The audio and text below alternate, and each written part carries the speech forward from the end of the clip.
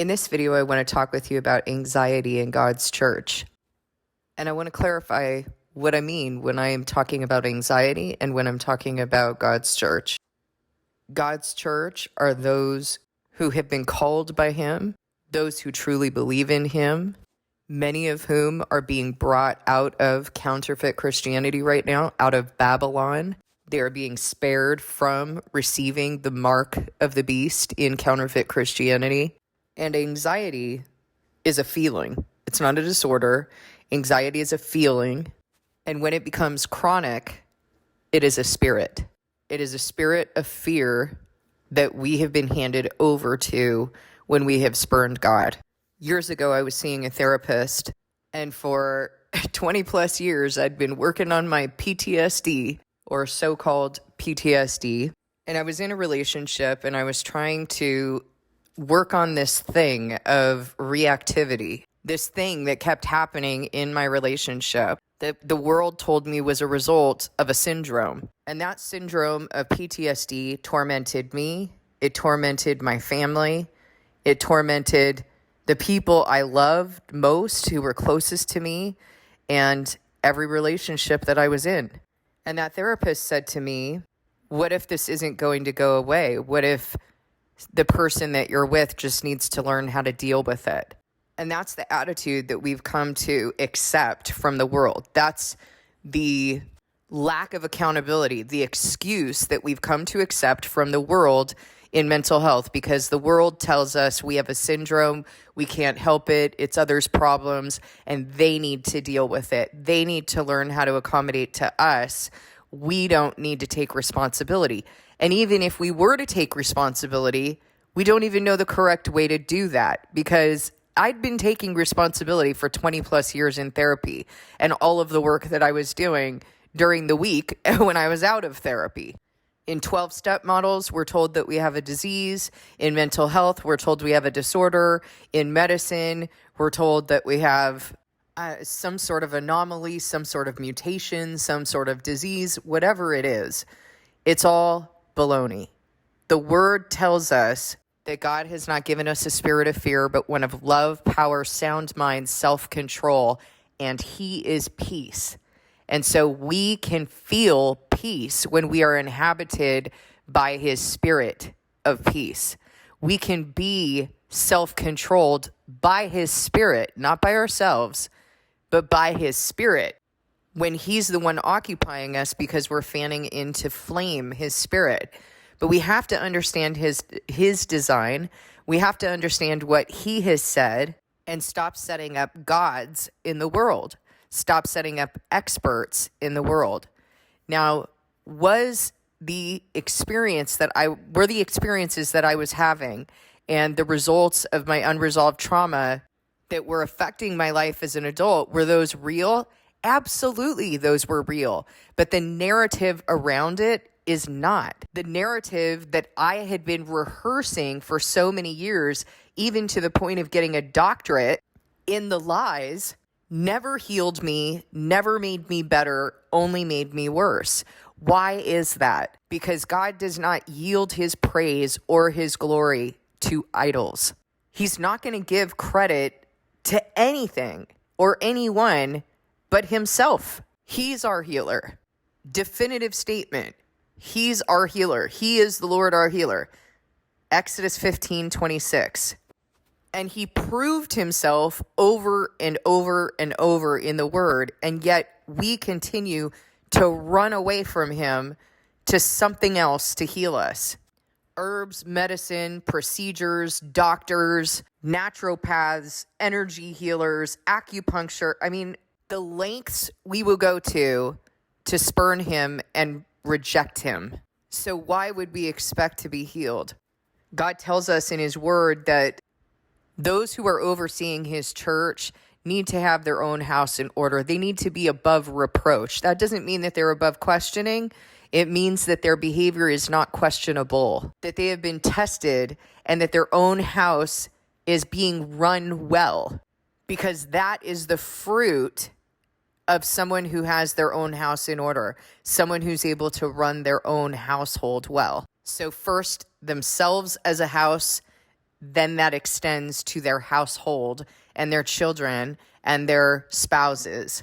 And yet the calls that I receive from pastors and people who are supposedly running God's church, managing his church, they tell me, speaking on the authority of the world, that they have depression, anxiety, PTSD, pornography addiction. Why is this happening in God's church? Why is this happening by a person who claims to be in him? And why are these people continuing to manage his church rather than stepping away and saying, I need to go get my own house in order and then come back to this? I'll tell you why.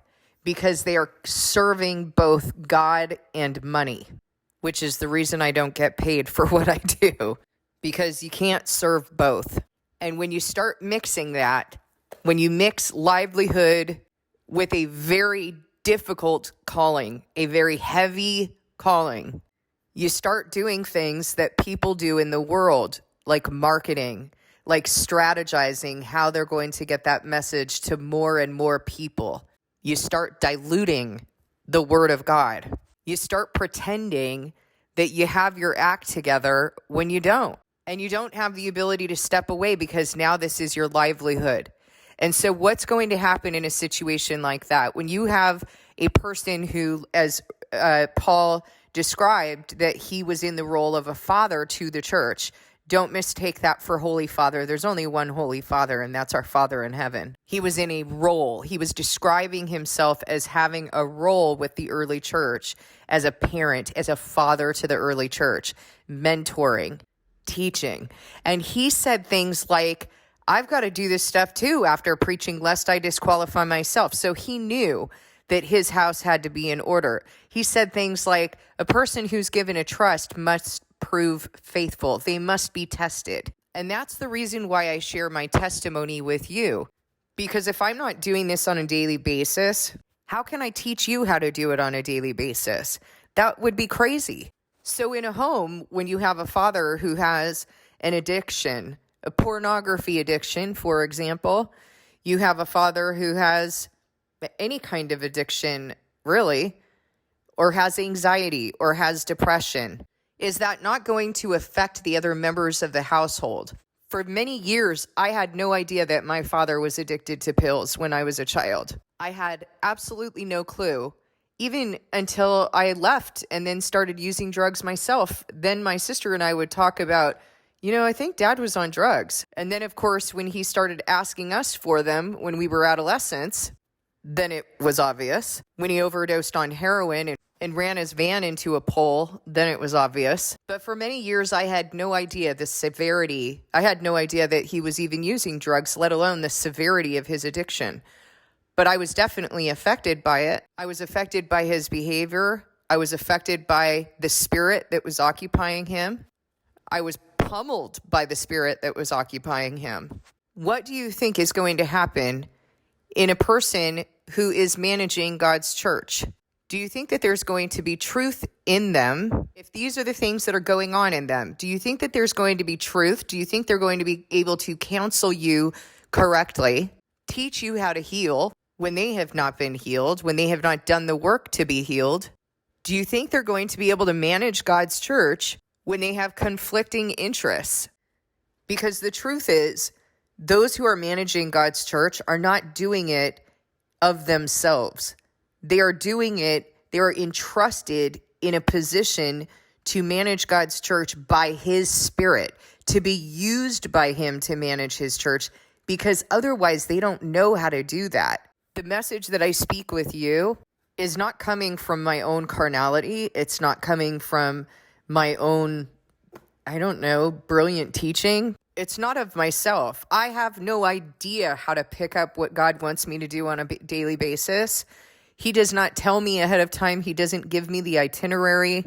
He doesn't even tell me ahead of time how my bills are going to be paid. I mean, talk about having to really be in step with him, really trust him and be poured out to him.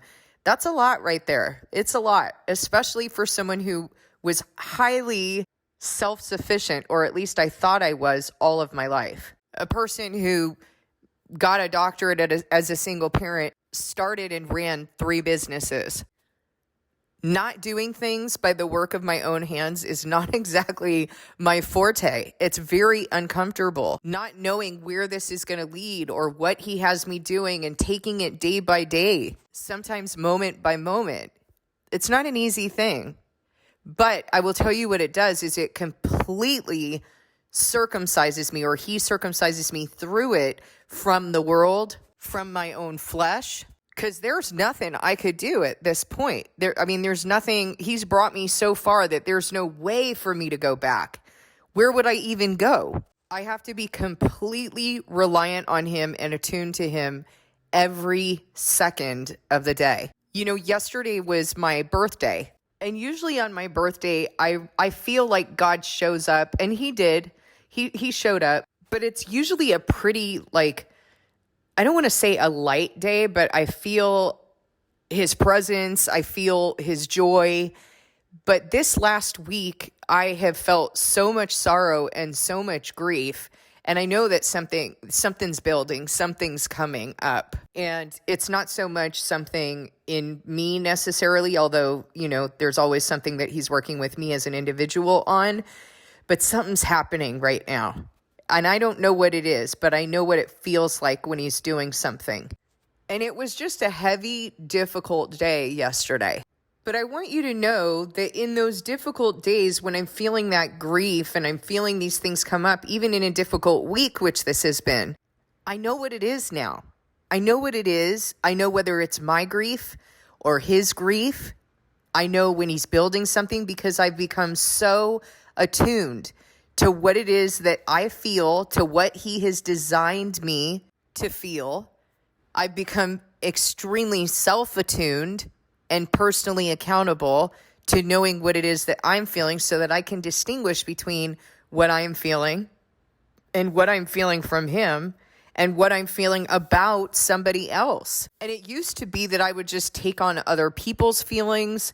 Then I would think that I was depressed. I would think that I was anxious. I would think, oh, it's my PTSD attacking me.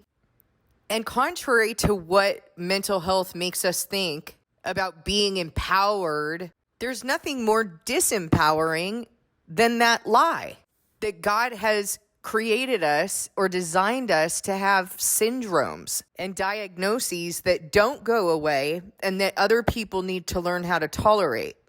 That lie is intended for us to continue to be attacked, to not heal, to not know how to heal, and for the devil to continue to attack others through us. So you tell me, if God says, I am the Lord your healer, if God says, I've not given you that spirit, I've not given you a spirit that's going to chronically attack you like this. He came here driving out spirits and counseling us to repent and return to God. Same message that had been preached from the beginning of the Old Testament to the end of the New. Return to me and I will heal you.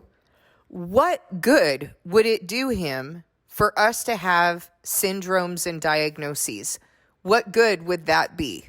What would that do to serve him? Because we have been designed to serve him. We've been designed for a purpose. And those syndromes and diagnoses are actually a hindrance to him. What we have been designed to do is to be occupied by his spirit. And when we choose not to be occupied by his spirit, when we choose our flesh, our self-sufficiency, the work of our own hands, our sinful desires, we get handed over to that. We get handed over to the spirit we have chosen. Now, this doesn't mean that a feeling of anxiety or a feeling of fear does not come up for us. And I've told you previously that your design to feel fear is part of your design. It is intended to build your faith and to signal that you need to return to God. How does fear build your faith? When you're feeling a feeling of fear, we're not talking about a spirit of fear like chronic fear, that sort of thing that feels like an attack. That's a spirit, and that needs to be dealt with in a particular way. When you are feeling a feeling of fear, you are at a sort of crossroads. You need to decide which spirit you're going to choose. Are you going to return to God? Are you going to remind yourself and endure and persevere in your faith? knowing that God is going to take care of me. Okay, what does he say in his word? What has he told me thus far? Where has he brought me? You have to remind yourself of those things in order to hold on. And he'll show up, but it doesn't mean that he's always going to just show up to soothe you. In fact, most of the time he doesn't do that because you're required to remind yourself and to endure in faith. And once you've done that, then he shows up with confirmation. Then he testifies, yes, you're right. These are the things that I've said. So that is how you're building your faith and turning from the devil. You don't start screaming the devil out. You don't start screaming, I rebuke you. I mean, what is that going to do? Get into your God song, because God inhabits the praise of his people, especially, I mean, if you're singing to God and you're lifting him up, how much does a parent love when their child is doing something like that? It's so precious. So he's going to show up. He's going to restore peace inside of you by his spirit. A spirit of fear needs to be dealt with similarly. You do need to return to God, but you need to scale back how that spirit got in there to begin with. So you have to receive God's ministry. And with that, I recommend fasting and prayer. Now let's talk about why anxiety is so prevalent. As God's wrath is increasing, which we are living through God's trumpets, we're living through his wrath, not his great wrath, but we are living through his wrath right now. His great wrath, or the period of great distress, is going to happen after the abomination of desolation is set up. The abomination of desolation is going to incite his jealous wrath. Right now, however, we are enduring his wrath through his trumpets, his trumpet warnings, his trumpet calls for us to come out of Babylon. It's time to return to him, to assemble as his church. That's what we're living through right now. And as this wrath increases, I've been talking to you about it and letting you know that his wrath is coming. His wrath it's been here, and he's been increasing it throughout the world. As his wrath increases, anxiety is also going to increase. And what's happening? What did I just tell you about anxiety and fear? When you feel that, you need to recognize it as a call to return to him. That you got to return to him, and you got to choose who you're going to serve. Are you going to start freaking out and stockpiling? Because that's a big thing that people are doing, right? I mean, what is that going to do for you? Have you seen what's happened with these floods? What would it do for you if you had a whole garage full of stuff or a storage room full of stuff? If he floods it, then what are you going to do? That's engaging by the work of our hands. That is what the pagans do, as God says. We have to trust. If we believe in those stories in the word, if we believe that he gave manna from heaven, quail, water from a rock, that he made the widow's olive oil and flour last until harvest, surely he can provide. Surely he can fill up the pools of the earth without even causing it to rain. We have to put our faith where our mouth is. That's the time we're living in right now. There's no going back. This is the time that we put our faith where our mouth is, even unto death. The message that is being preached in counterfeit Christianity does not talk about healing, does not talk about the times we're living in, refuses to acknowledge the end times, telling people that it's not relevant to us. It is so relevant. Never has there been a time where it has been more relevant than it is today. Moreover, the message of salvation is a message of healing. And there is a reason why God uses healing and salvation synonymously in the Bible. He uses the same words. He uses the same concepts of healing to describe our salvation. And you know that he has used parable, and he has used physical symbolism, tangible symbolism to represent spiritual things. He wants us to understand it fully, and so he approaches it from different aspects. The kingdom of heaven is like this. You must become like a child in order to enter the kingdom of heaven. When I send these things, you need to recognize when I send famine, hail, whatever it is, illness, When I send these things, if my people who are called by my name will return to me, I will return to them. I will heal them. I will restore them. I will heal their land. You understand all of this symbolism is to help us to understand our responsibility in the covenant with him, that there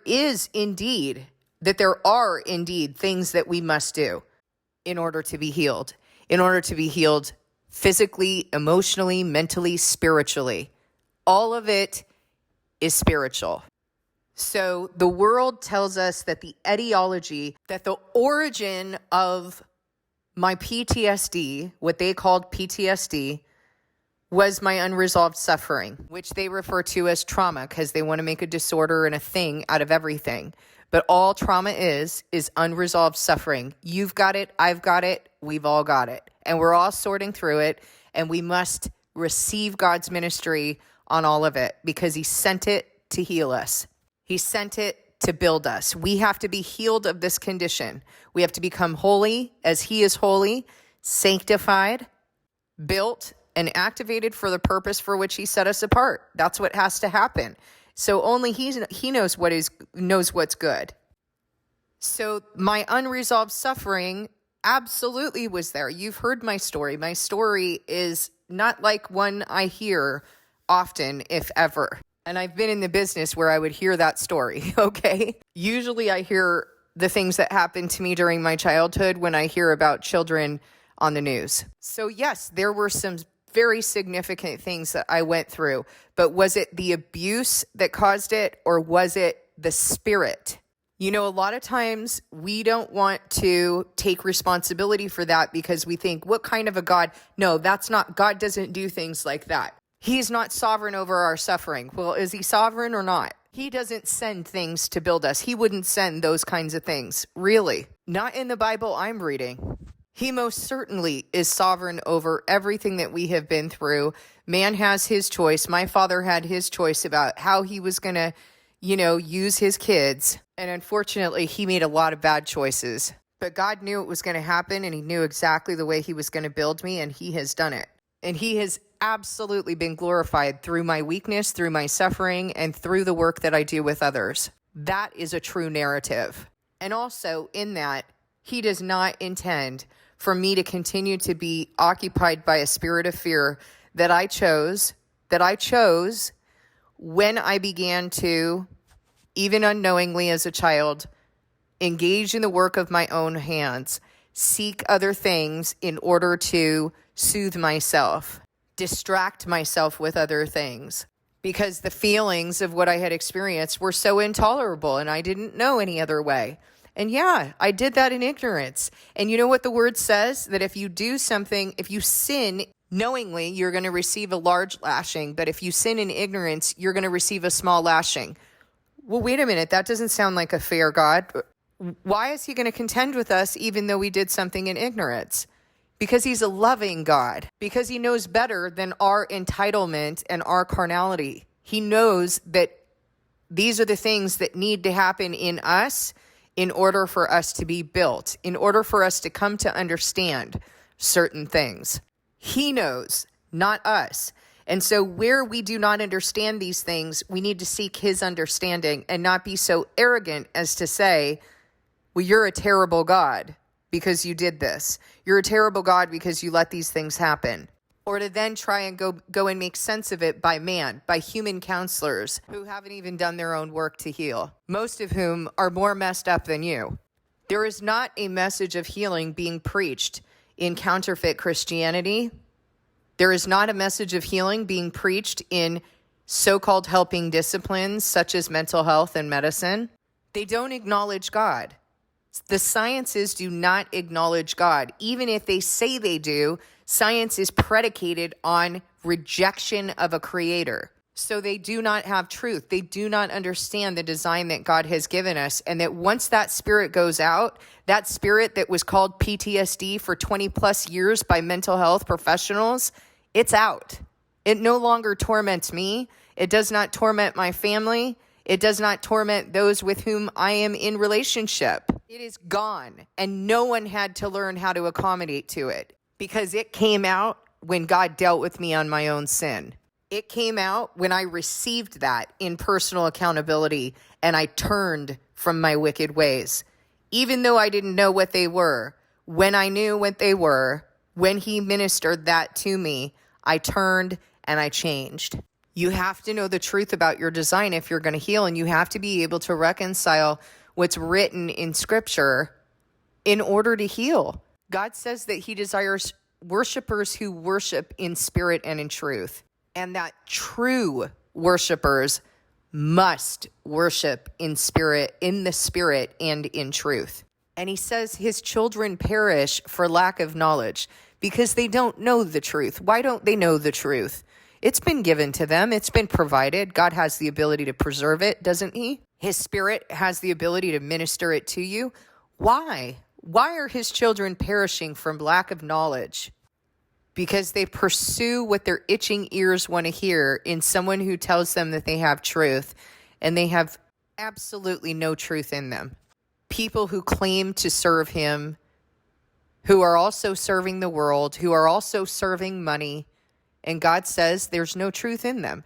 People who speak on their own authority for their own glory, and God says there is no truth in them. You cannot serve both God and money. You cannot speak on anyone's authority but his, for anyone's glory but his. You got to be crushed and broken. But let me tell you something.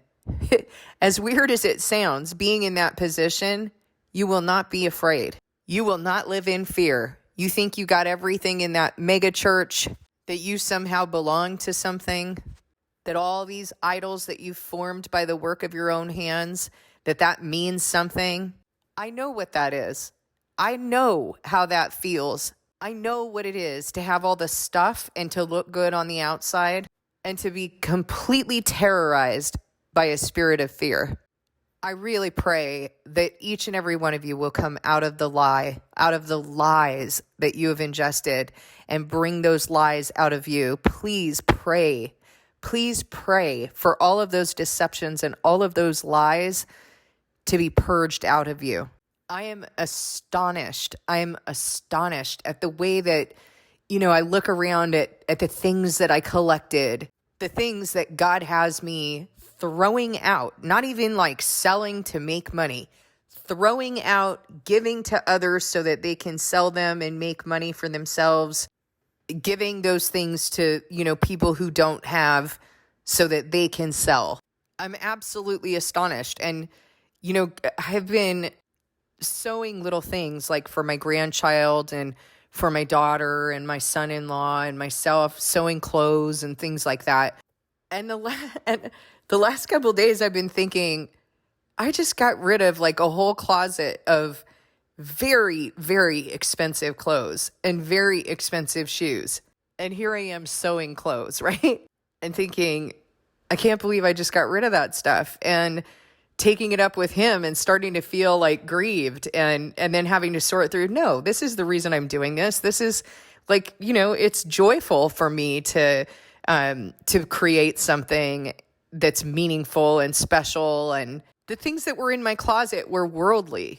I'm making little things that we have matching outfits and stuff like that. Just cute, fun, meaningful stuff. But my head will start going there, start going to longing for that sinful stuff. And then I've got to walk it through and remember what life was like when I was worldly, when I was dressed in all of that. God wants me to be dressed in something different. He wants me to understand. He's not giving me grief willingly. He's bringing me into position. And that's something that he does out of love. There's going to come a day when we're no longer going to look at this worldly stuff, people who are dressed to the nines, who have, attributes that we say are physically beautiful. There's going to come a time that what we're dressed in, the righteous acts of God's people, that's what's going to be beautiful.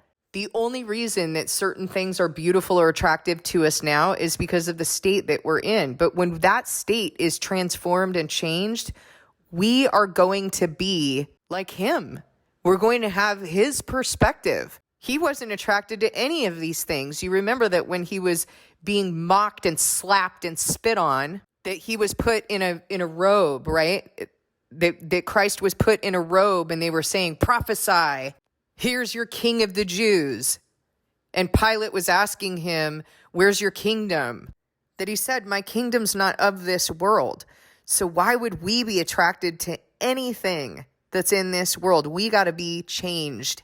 We have to be brought out of that. We have to be circumcised from it. And even though our flesh wants it, we have to choose what we're going to pursue. We have to love truth. We have to worship him in the truth and in the spirit. Thank you for listening. God bless you, and I'll see you in the next video.